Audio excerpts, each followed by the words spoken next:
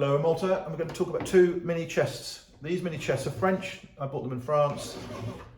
I had them brought to Malta. They're not Maltese. They are equivalent to some of the early Maltese furniture in colour and sort of feel, but they're not Maltese.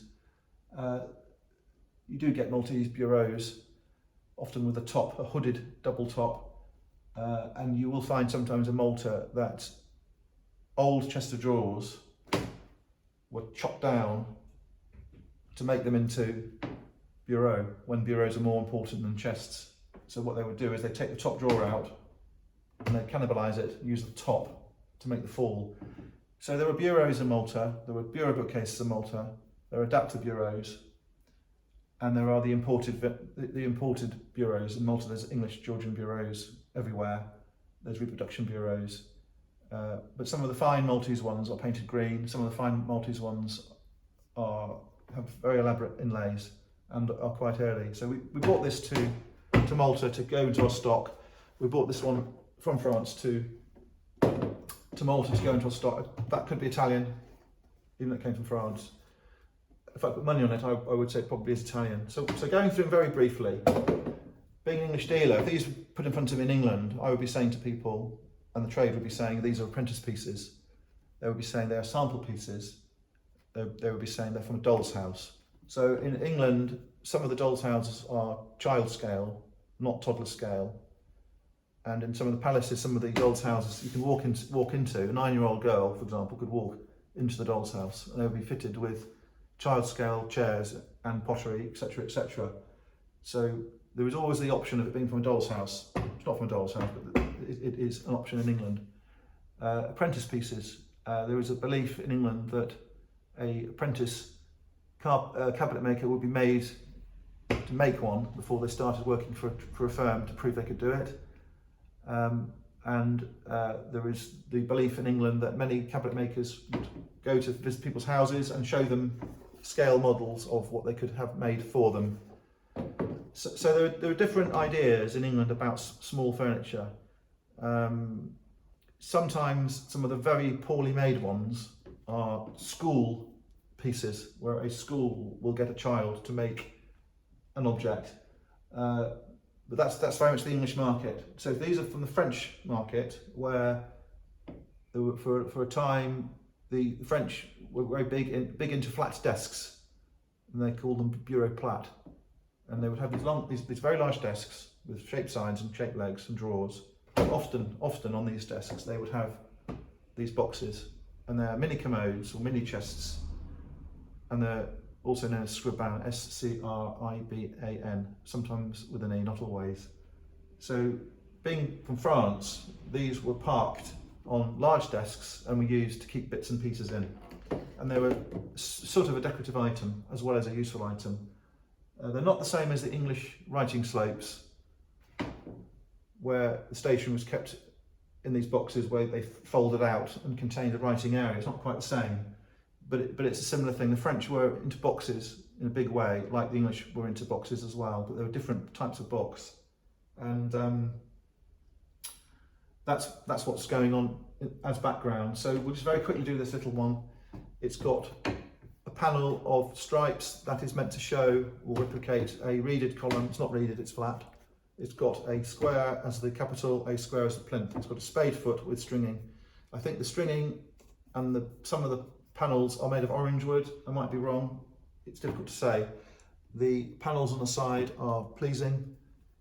There is a Georgian era paper on the back and the bottom. This is handmade paper, Venetian style, where they dipped paper into a tray of greasy paint to make this type of effect. This is the sort of paper you get in books as a lining. It sort of looks Venetian to me, but I don't know for sure. The paper certainly looks Venetian. So I would say it's French or Italian. No, that's not very helpful. I'd say it's French or Italian. I'd say that's from 1790, 1800. The top is what we call in England a caddy top, because there's no lip. That looks to me later, perhaps, at the sides. So I'm not quite sure what's happened up there. And looking inside it, the locks don't look that old, but I think that the sawn wood looks to me like it's the real thing.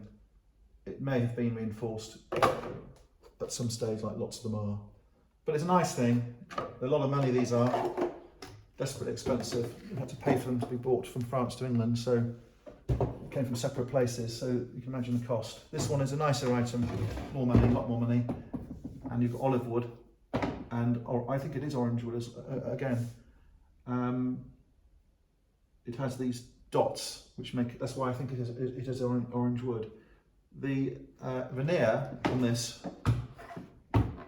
is hand cut veneer, and I measured it earlier on, and the thickness of that veneer is just under 5 millimeters. Really thick veneer, amongst the thickest veneer I've ever seen on a piece of furniture. And what they've done is they've taken a pine carcass and they have allayed the veneer over the top of the whole thing. This plank at the bottom and the plank on the back is not just cut with a saw. They both have plane marks, that bottom and that back, and you can see the individual lines, and so the surface is like the surface of the sea. I don't know whether it'll come out on the camera. Really, really, really good. And I think this is 1750, something like that. Could be a bit earlier, could be 1720. It has hinges made of wire. Those hinges are original because there are no other areas where hinges were. You'll find a Malta, if you buy a really old painted corner cupboard, they will have wire hinges like that. If you're in England, you buy a coffer, they will have wire hinges, albeit thicker. So wire hinges are not a sign of a second-rate item. They're often the sign of a really old item.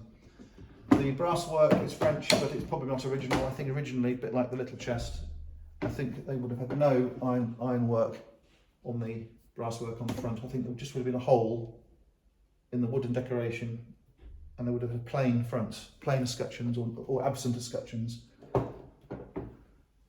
The star on the front has a dot in the centre. On the side, the star doesn't. It has this panel shaped very well across the top, and you have a repeating trim on the front and even on the top. You can see it's a really special item. The drawers don't go right in like this one. This is called cock beading, this edge, and the hole of that drawer goes flush into the chest. On these, rather nicely, there is this lip, and the lip stops it going all the way in, so they sit on the front. That's rather nice too. So, okay, we've discussed the wood, we discussed the inlay and the decoration. You will expect that to come down like a normal bureau, but it doesn't come down, it goes up.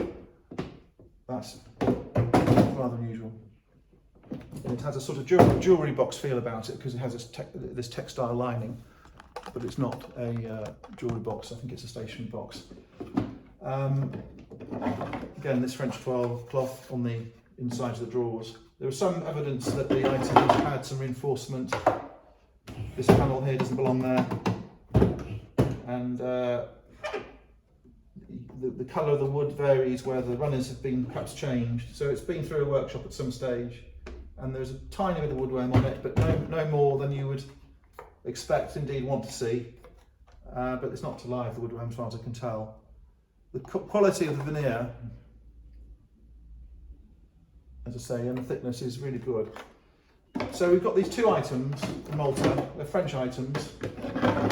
They complement our stock, our Maltese stock. They're cute, they're unusual, they're for sale. They're in Nashar, if anyone wants to have a go at them. I think they're really, really unusual. And the problem for me really with these is I bought them in France, but everyone in France wants them as well.